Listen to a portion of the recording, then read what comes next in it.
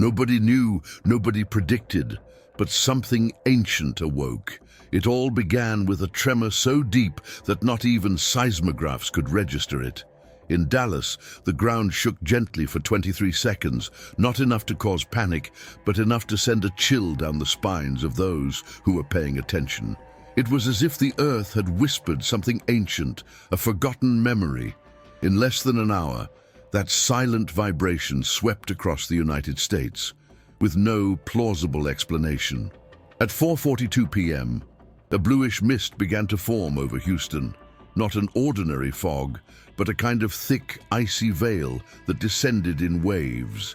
It carried a metallic smell and caused birds to scatter in desperation. The sun disappeared completely, though the sky remained clear. An unnatural darkness enveloped the city, and then it happened. A low-frequency sound, almost inaudible, began to vibrate within the walls. It wasn't an external noise. It was as if the very air was resonating with something alive. People reported hearing a kind of wail, not human, but like the muffled howl of something colossal awakening in the depths of time. In Atlanta, the same phenomenon. In Phoenix, green lights appeared over the mountains and hovered for hours. In Dallas, a woman named Sarah Delroy, leader of a local church, fell to her knees in the middle of the street saying, "He's back," as in the visions. You're about to uncover a story that was ignored by authorities, silenced by the media, and is now beginning to unfold with relentless force. A pattern is emerging, connecting seemingly unrelated phenomena. And if you have discernment, you'll see it's not mere coincidence. We are dealing with something greater than the modern world can bear, something biblical, something prophetic. So if you seek the truth, don't look away. Subscribe now and prepare yourself. Because what we are experiencing is just the beginning. Days later, a confidential report from the National Institute of Atmosphere and Climate was leaked. It described an anomalous sequence of underground electromagnetic pulses that seemed to emanate from fixed points along the New Madrid Fault in the central US. These pulses, according to scientists, followed no known pattern. But an ancient Bible scholar, Professor Evelyn Hart, pointed to a specific verse in Ezekiel 38, which describes tremors coming from the midst of the earth, preceding the prophesied Great War. She didn't have time to say more. 3 days later, she mysteriously disappeared. Meanwhile, helicopters silently flew over the affected regions, and a new public figure emerged with unsettling speed. Robert Hastings, an elder who witnessed the celestial appearance of Jesus in Oklahoma, was called to Washington for a closed-door hearing. He returned mute, literally mute. The medical team found no injury to his vocal cords, but he only wept, pointing to the sky. In Houston, a series of underground explosions echoed during the early hours. No fire, no crater, just the dry, resounding sound of something breaking through layers beneath the earth. As if giants were digging with their fists, a resident reported. At the same time in Phoenix, a rain of red dust fell over the city for 9 minutes. It wasn't toxic, but it corroded metals. Cars were stained, statues began to crumble, and amidst the dust, some claimed to see glowing eyes in the sky. In Louisiana, witnesses described the appearance of a colossal figure of light behind the clouds, with outstretched arms and eyes like embers. It didn't speak, but all who saw it said the same thing. They felt a crushing weight on their souls, as if standing before something that knew them deeply. That judged them. Many knelt, others fled. With these signs accumulating, scientists panicked, but not because of science, because of its absence. No climatic, geological, or astronomical model explained what was happening. Neither NASA, NOAA, nor the CIA could predict the appearance of the lights, the tremors, the sounds, or the change in animal behavior. And when whales began aligning along the coasts of California and Florida, as if obeying an invisible command, even skeptics began to tremble. But there was more, much more. On the night of March 24th, a sequence of symbols began appearing on weather radars. They weren't weather formations. They were ancient symbols, Aramaic, Hebrew, some that even linguists couldn't translate. One, recognized as the ancient Hebrew letter Shin, appeared repeatedly in radar images above Texas. Shin is the initial letter of Shaddai, one of the names of God. Coincidence? While the heavens screamed, the earth responded. Lakes began to vanish suddenly in several states, as if drained from below. In Oklahoma, trees all leaned in the same direction, even with no wind. Vegetation bowed. And the animals? They fled. Cows ran in circles. Geese flew against their migratory routes. Dogs barked at the void. Something invisible had touched creation. And then came the ice storm. At the height of spring, a glacial front struck Florida and Georgia with unprecedented violence. Snow fell in Miami. Yes, snow. And within that snow, crystals of unknown shapes, hexagons with black cores. Scientists collected samples and tried to melt them with heat, but they didn't melt. Instead, they emitted a high-pitched sound when exposed to fire, a sound like distant trumpets. The sound spread across the country, from Chicago to San Diego, from New York to Denver. A low, vibrant trumpet echoed in the skies with no origin. People took to the streets in silence, stopping to listen. It was as if time froze. It was as if the world took a deep breath before something final. And then the moon appeared. Not white nor yellow, red, like clotted blood. A blood moon emerged without warning in the skies over Alabama. Astronomers hadn't predicted its appearance, nor was there a scheduled eclipse. It just appeared and lingered. 4 hours, without moving, without rotating, just hovering, watching. Sarah Delroy was seen in public again, this time holding a handmade sign that read, "The Lamb comes with the sword." She spoke loudly, with authority, and repeated a verse from Revelation. "And behold, he comes with the clouds, and every eye shall see him." People began to gather, hundreds, then thousands. Not in protest, but in worship.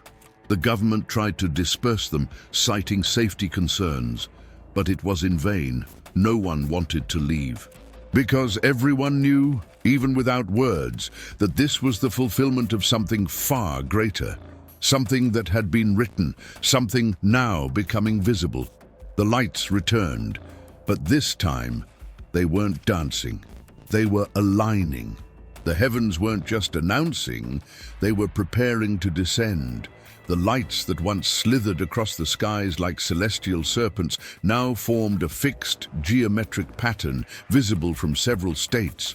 A pentagon of fire, with a radiant circle at its center. The symbol hovered above the Gulf of Mexico. Thousands of witnesses reported seeing the center of the formation open like a flaming eye, casting a column of light toward the earth. Where it touched, the ground trembled. Robert Hastings, since his vision in Oklahoma, hadn't spoken a word. But that night, upon seeing the sign in the sky, he stood and spoke for the first time. He is separating the wheat from the chaff. His words spread like lightning across networks, reigniting global debate about the signs and their prophetic implications. Even those who mocked now hesitated.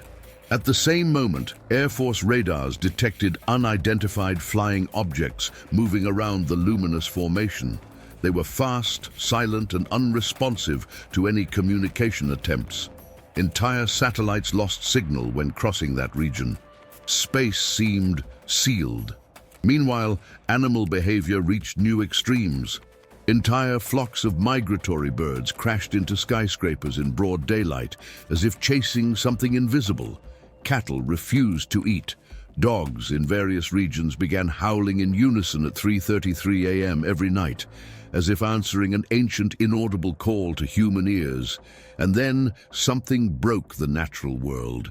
On the morning of March 27th, the waters of the Mississippi River began to flow backward. Not for minutes, but for hours. Oceanographers were unable to offer an explanation. It was as if something had altered the gravitational field in that specific region. And worse, 3 hours later, the river dried up completely over a stretch of nearly 80 kilometers. The exposed riverbed revealed symbols carved into the earth, deep, perfect grooves forming words no one could translate. But for Sarah Delroy, a single glance was enough. "It's a summons," she said. "The earth is speaking to the heavens." On the same day, a solar storm erupted with unprecedented force. Satellites fell, GPS signals failed, power lines were cut. Darkness covered the west coast. But amidst the darkness, a light emerged. A vertical pillar appeared in the sky over Los Angeles, and within it, the silhouette of a vast, incandescent figure. It didn't move, it just watched. CNN reported it as an unusual atmospheric reflection, but images captured by ordinary citizens clearly showed there were eyes in the light, eyes that saw everything. Those who looked too long fell into a trance. A woman was found on the ground, hand over her heart, eyes rolled back. When she awoke, she repeated only, "He is fire, he is fire." And then came the silence. Not ordinary silence, but that same suffocating silence that preceded the first event in Dallas. The silence that made the air feel dense, as if the atmosphere itself were holding its breath. For 5 minutes, the entire country was paralyzed. No wind, no sound, no movement. Leaves stopped. Cars shut off. Clocks, according to reports, froze at 4:44. At that moment, the second celestial sound was heard. Not a trumpet, but a cry, a lament from above, like the weeping of thousands of voices in agony. It was heard from coast to coast, in churches, hospitals, prisons, and war zones. The sound pierced everything. Many fell to their knees, others fainted, and some disappeared. Yes, reports of mass disappearances began to emerge. Small at first, a family here, a pastor there. But by nightfall, over 12,000 people were reported missing without a trace. No one knew where they had gone, only that they were there, and then they weren't. NASA, pressured to comment, issued a statement claiming that atmospheric disturbances could be causing mass hallucinations. But the truth was that the government's classified files had already recorded this pattern before, and they were prepared. Military bases were sealed, doors reinforced, but all in vain. Because that night, the sky opened. Literally. A flaming crack tore across the sky from Arizona to New Mexico, like a scar ripping through the firmament. From it came no angels, nor light, but darkness. A black, pulsating cloud began to spread, descending slowly like a living veil. Electricity failed instantly, communication collapsed, and for 3 hours the world was plunged into darkness.